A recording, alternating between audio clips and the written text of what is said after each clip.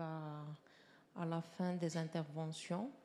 Je ne sais pas si y a des personnes qui veulent intervenir. D'accord, donc on a déjà...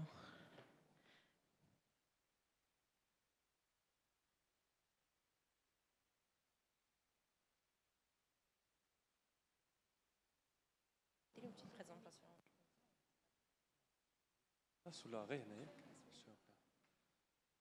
Allô, c'est bon. Alors je me présente, je suis Wassim Khiyat, je suis étudiant en 5e année à l'École nationale d'architecture de Rabat et j'ai des questions à vous poser à tous. Une question chacun.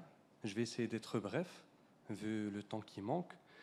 Donc pour Monsieur Belmaris, j'aimerais donc on a parlé rapidement des niveaux de BIM, donc le 0, le 1, le 2, le 3. Je pense qu'au niveau de votre agence, vous êtes au niveau 2, si j'ai bien compris. Donc concrètement, comment est-ce qu'on peut arriver à avoir le niveau 2 dans l'agence? Entre les différentes personnes qui sont dans notre agence, est-ce que c'est un réseau qu'il faut établir? Comment ça se passe concrètement? Donc c'est ça ma question. Non, en fait, si j'ai bien compris déjà, il faut voir la suite de logiciels avec lesquels on travaille. Donc, pour moi, l'écosystème avec lequel je travaille, c'est BIM Center, BIM Server Center. Donc là, c'est lui qui le gère déjà. En fait, c'est une plateforme à laquelle toutes les maquettes sont exportées d'une manière automatique. Donc, chaque personne, si une maquette elle est exportée et donc il est concerné, on l'invite et il prend la maquette existante avec même, parce que tant que vous dites que déjà vous êtes étudiant en architecture, donc on fait la maquette et automatiquement, ce qui est l'avantage, c'est que la maquette est exportée avec le fond de plan. Donc le responsable structure, il travaille directement avec la maquette pour visualiser en fait ce qui se passe en 3D et le fond, il est dedans. Donc c'est l'écosystème qui permet de gérer ce principe-là. Donc c'est ainsi qu'on travaille. Je ne sais pas si c'est... Donc c'est bon. Merci. Donc j'avais aussi une question pour Monsieur Abbar. Donc pour quelqu'un, donc un étudiant justement, vous avez parlé du fait que vous essayez entre autres de faire la transition entre le monde étudiantin et le monde professionnel, plus pour les ingénieurs génie civil.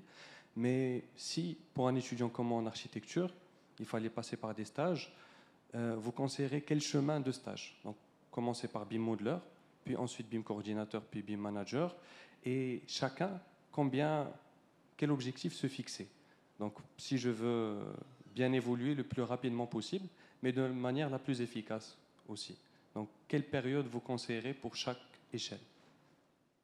Ça fait référence à une question qui a été posée à un milliardaire américain. On lui a dit comment être riche dans un temps qui est raccourci. Donc il n'y a pas de formule magique pour n'importe quel cursus. Donc ça dépend de vos motivations, ça dépend de vos choix personnels. Donc ce que je vous conseille en premier lieu, c'est de voir la chaîne de production d'un bâtiment dans toute sa globalité. Donc le premier stage, c'est un stage de découverte du processus. Quel est le rôle de chacun? Quelle est la méthodologie? Quelle est la mission de chacun? Quels sont les échanges qu'il faut avoir avec les différents collaborateurs? Ça, il faut le maîtriser. Et malheureusement, on n'a pas ça. Donc on commence directement vers le technique, vers la modélisation, sans comprendre c'est quoi la relation entre un architecte et un MEP, c'est quoi un clash detection, c'est quoi le rôle du topographe dans tout ça. Le géotechnicien, est-ce que moi, en tant qu'architecte, j'ai des choses à dire avec le géotechnicien? Il faut commencer par comprendre la chaîne de valeur. Ensuite, il faut passer par la méthode classique de faire les choses. Donc, pour voir et valoriser l'apport du BIM, il faut faire du classique. Et c'est ça, c'est un point critique que les gens souffrent beaucoup quand ils font la transition. Si je ne fais que du BIM, après je me retrouve dans un monde professionnel qui fait les choses de manière classique, je vais souffrir. Donc c'est énorme. Donc il faut commencer par faire le travail d'une manière classique. Comment les gens ils font le travail? J'écoute tout simplement, je fais comme eux, et ensuite je transite en faisant un projet pour voir l'intérêt et en même temps peut-être convaincre la boîte avec laquelle vous faites le projet. Donc si vous réussissez, c'est une chance d'avoir un poste par la suite. Donc généralement c'est les idées qui me viennent maintenant à l'esprit, comprendre le processus.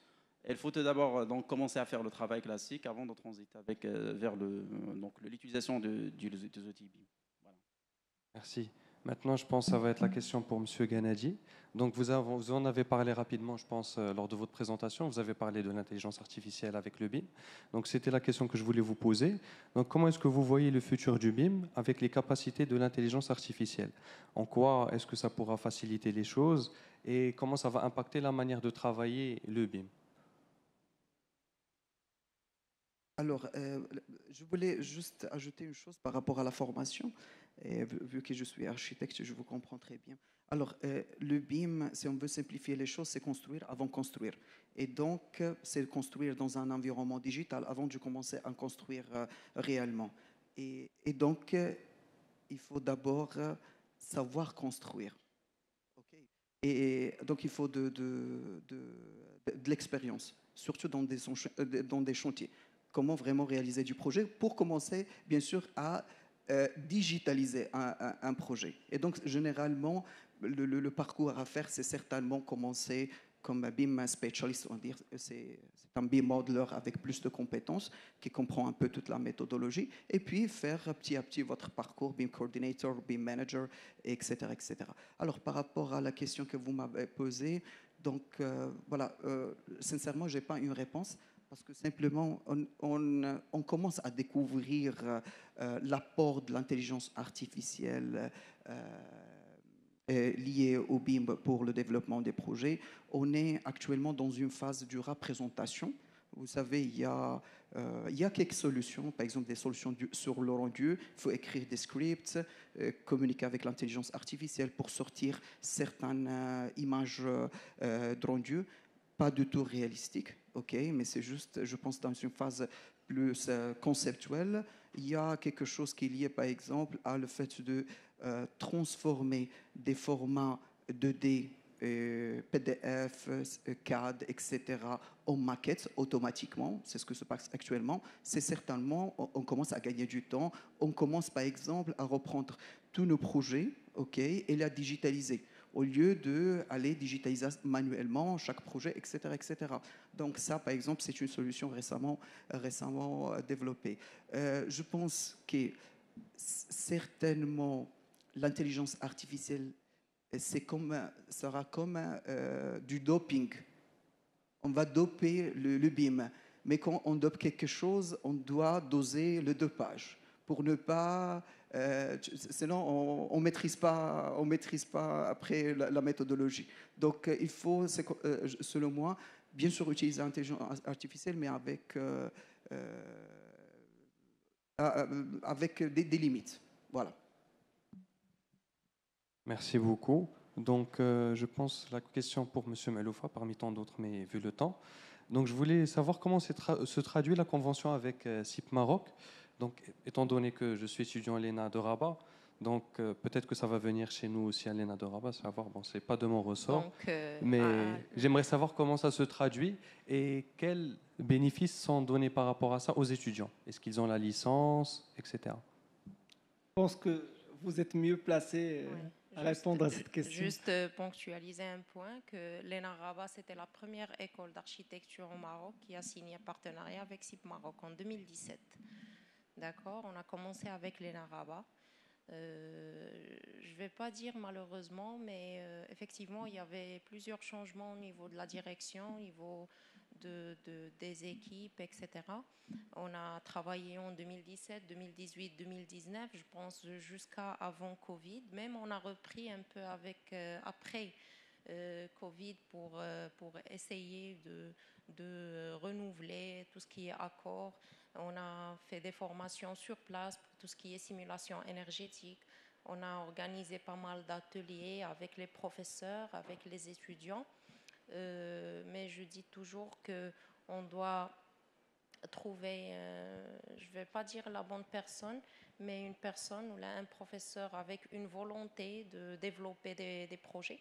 Parce que en tant que SIP Maroc, donc on a fait pas mal d'accords campus. On a l'EMI, le HTP, l'ENSA Agadir, l'ENSA Husseima, l'ENSA Oujda, l'ENSA Tétouan, l'EFS Tanger, l'EFS Mlaliya ici de Marrakech. Donc, on vient de signer avec l'ENA Agadir, c'est récent. On va, Inch'Allah, travailler sur un programme de collaboration, etc. Mais l'idée principale, c'était ce que M. Abbar a cité durant son intervention, c'était que donc on est, certes, nous sommes un éditeur de logiciels, on propose des solutions, mais on est convaincu que on a un travail sur le marché. On est ici depuis 2015 et on est conscient que nous sommes en train de travailler sur le marché pour convertir les utilisateurs, comme ça ils puissent travailler avec les logiciels CIP, mais on travaille aussi sur les jeunes étudiants pour qu'ils puissent initier ou insérer leur formation initiale avec des solutions déjà, comme ça, une fois sortir au marché professionnel. On a créé même un réseau CIP campus où on fait la liaison entre les clients utilisateurs CIP, bureaux d'études, bureaux de contrôle et sociétés de travaux, avec le réseau des stagiaires. Donc on essaie de connecter les clients avec les étudiants pour réaliser des projets fin d'études. On assure avec eux l'accompagnement, le support technique durant le projet fin d'études. On peut accompagner même les professeurs à créer des travaux pratiques ou des études de cas basiques pour des projets académiques au cours de la formation initiale. Donc ce sont des stratégies ou un travail qu'on fait en parallèle à la distribution, à la commercialisation, à la formation des professionnels. Donc on travaille dans le sens de campus et relations avec les établissements universitaires en général. D'accord. Donc M. Meloufa, Déjà pour un organisme étatique, donc il faut travailler dans la transparence. Donc il ne faut pas travailler avec des logiciels craqués et ainsi de suite. Donc, il faut travailler avec une licence campus. La licence campus, ça permet d'avoir une panoplie de logiciels. Pour un architecte, ce n'est pas des logiciels de modélisation de la maquette numérique, mais plutôt des logiciels de simulation, de bilan thermique, d'efficacité énergétique. Tout à l'heure, j'ai expliqué par rapport au concept pour pouvoir valider le concept par rapport à son intégration de site, donc savoir une idée sur donc l'avancement de projet vis-à-vis de l'estimation, vis-à-vis un ensemble de composantes indépendamment d'une licence campus, on ne peut pas évoluer tout seul. Donc il faut l'accompagnement du professionnel pour pouvoir accompagner nos étudiants à mieux gérer la digitalisation du secteur de BTP. Donc, en complément ce qu'il a dit Madame Hajar. Donc ma dernière question, c'est pour Madame Amir. Donc on travaille justement parmi tant d'autres logiciels, on travaille effectivement avec Revit comme ça a été cité dans le forum en tant qu'étudiant architecte, mais aussi en tant qu'architecte. Moi, ma question, c'est quelle est la différence entre CIP et Robot, par exemple, pour quelqu'un qui travaillera avec Revit? D'accord. Donc, je pense que CIP, c'est un éditeur logiciel qui a commencé en tant que bureau d'études. Donc, les fondateurs de la société, ce sont des ingénieurs point et chaussée. Donc, il y a une vision très technique au niveau de la conception du logiciel. Peut-être la différence, ou je peux le considérer comme avantage, c'est que on approche le technique, mais la modélisation. Donc peut-être sur d'autres logiciels, on doit faire une modélisation, mais c'est le ferraillage manuellement, et on doit vérifier le ferraillage sur d'autres logiciels de dimensionnement, de réglementation. Sur CIP, c'est une autre philosophie totalement différente. Donc, on peut initier un projet depuis l'esquisse, sur le site architecture par exemple, faire une conception architecturale, donc on a une maquette architecturale, passer directement sur CIPCAD et faire la modélisation structurelle. Quand je dis modélisation, c'est la conception structurelle, la modélisation de la structure porteuse, le dimensionnement, la vérification de la norme, donc dimensionnement en statique et en séisme, on intègre l'RPS 2011, et on fait sortir les livrables. Les livrables, il y a 3 phases. Donc, il y a des livrables sous forme IFC, maquette 3D, avec le ferraillage, etc. Parce qu'on considère qu'avec le ferraillage, il est lié à un dimensionnement. Donc, la philosophie CIP, ce n'est pas de dessiner ou de modéliser le ferraillage barre par barre, mais de dimensionner avec le projet. Il doit être vérifié côté réglementation ou côté norme. Et par la suite, on a la visualisation de ce ferraillage. Donc, la maquette, elle est assez technique. D'accord? Quand on parle d'un poteau, M. Belmeris il a cité que ce poteau, c'est une résistance de matériaux, c'est une composante de béton, de ferraillage, etc. Peut-être sur d'autres logiciels, on peut le détecter comme un poteau, un volume, mais sur CIP, c'est différent. Donc la maquette, elle est assez riche techniquement, et par la suite, donc je parle sur la partie structure, mais en même temps et en parallèle, on a un autre ingénieur sur une autre discipline qui est en train de faire son dimensionnement d'électricité, éclairage, un autre qui est en train de faire une simulation de performance énergétique et acoustique de ce projet en parallèle. On travaille en parallèle, chacun sa discipline, tous connectés sur le BIM Server Center sur la même maquette. Donc on n'a pas de phase modélisation et par la suite, ou la deux phases dimensionnement et par la suite on va modéliser. On fait les deux à la fois et par la suite on fait sortir les livrables. Maquette 3D, note de calcul en Word et en PDF et tout ce qui est plan DWG, donc pour les plans ferraillage, pour la plomberie par exemple, on a l'implantation de la conception réseau, pour la climatisation, donc on touche toutes les disciplines et on travaille sur un environnement assez collaboratif. Je pense que la philosophie, elle est assez différente, parce qu'on ne compare pas CIP à robot, on compare CIP peut-être avec plusieurs logiciels. Parce que CIP, comme je disais, il nous donne la possibilité de faire le travail conception, modélisation et simulation, fait un seul environnement, une seule interface. On est conscient que l'utilisateur qui est en train de faire le repérage ou la conception d'un réseau plomberie, ce n'est pas un dessinateur. Donc c'est une personne qui comprend de la plomberie, la pression, le débit, donc augmentation de diamètre, augmentation, changement de normes, vérification de normes. On ne fait pas le dessin, mais on fait la conception, le dessin et le dimensionnement. Donc c'est un peu la philosophie. Merci. Donc, monsieur, oui. J'aimerais juste rebondir sur ces deux questions qui ont été posées. La première sur l'intelligence artificielle et le BIM. Donc aujourd'hui, on penche beaucoup plus vers la prise de décision, c'est-à-dire utiliser l'intelligence artificielle pour aider le décideur à prendre la décision à l'amont avant de construire. Par exemple, nous avons une parcelle de terrain, on veut construire un hôtel. Donc classiquement, qu'est-ce qu'on fait? On donne un cahier de charge à l'architecte, la taille des chambres, la classe et tout, les nombres des niveaux. Donc ça, c'est la conception classique. Ensuite, il utilise ce cahier de charge pour concevoir son projet, tenant compte des conditions de site. Maintenant, avec l'intelligence artificielle, qu'est-ce qu'on dit? On fixe des paramètres au préalable. C'est-à-dire, on ne donne pas une taille unique des chambres, on donne plusieurs tailles. On donne plusieurs tailles de restaurants. C'est des exemples un peu bêtes. Et on se fixe des paramètres. Et on dit au logiciel, on lui donne ça comme un script. Et lui, il fait toutes les combinaisons possibles qu'il peut faire avec ce cahier de charge-là. Il nous génère des combinaisons. Et chacune, il va me dire, celle-là, ça coûte plus cher, mais ça va générer plus de chambres.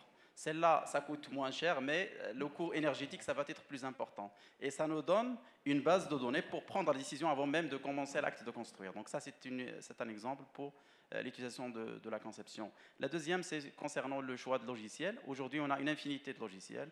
On a des logiciels qui sont commerciaux, donc CIP, PAC, Autodesk, Allplan, Trimble, donc Tekla et d'autres, ETAPS et SAP 2000. Il ne faut pas que ça devienne un handicap. Construire, c'est toujours la même chose. Donc, l'acte de construire, il est constant. Ce qui change, c'est l'approche qui est adoptée par le logiciel. Donc, chacun commence avec les moyens de bord. Si vous avez une licence CIP, vous commencez avec CIP, sans aucun problème. Et vous pouvez par la suite migrer sans aucun problème vers une autre plateforme. Mais le plus important à maîtriser, c'est la compétence, la conception, le déroulement, comment le projet est construit. C'est ça la base qu'il faut maîtriser. À part ça, donc, vous pouvez choisir en fonction de vos préférences. Chaque logiciel a des plus et a des moins. Donc, c'est comme ça que vous pouvez faire votre choix. Mettons toute notre énergie au service du bâtiment et de ses professionnels. Unis, nous sommes plus forts.